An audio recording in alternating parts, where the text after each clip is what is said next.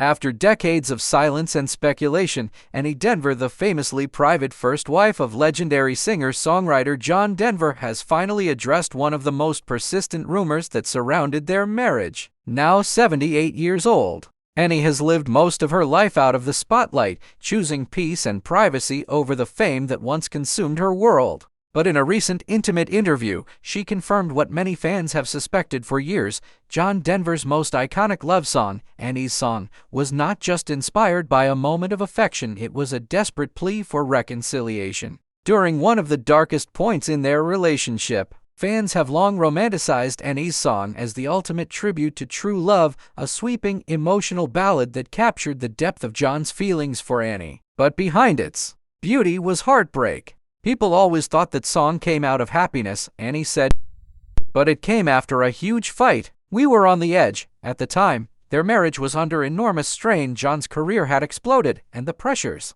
of constant touring, fame, and public attention were taking a toll. We were drifting, she explained. He knew it, and I knew it. That song was his way of reaching out, of saying I still love you in the only language he felt truly fluent in, music. Annie admitted that when she first heard the song, she cried, not just because of the words, but because of what they revealed about John's pain and vulnerability. It was his apology, his promise, and his cry for help all rolled into one. While the couple stayed together for several more years, eventually divorcing in 1982, and he says that moment was a turning point. It gave us more time. It reminded me of who he really was under all the noise. But Annie also confirmed another long-whispered rumor that John Denver, despite his gentle public image, had a complex and sometimes volatile private life. John struggled with control, she said carefully. He wasn't abusive, but he had demons, emotional ones. There were moments of anger, of sadness, and of disconnect. I don't say that to damage his legacy. I say it because it's true, and because it makes his music even more human.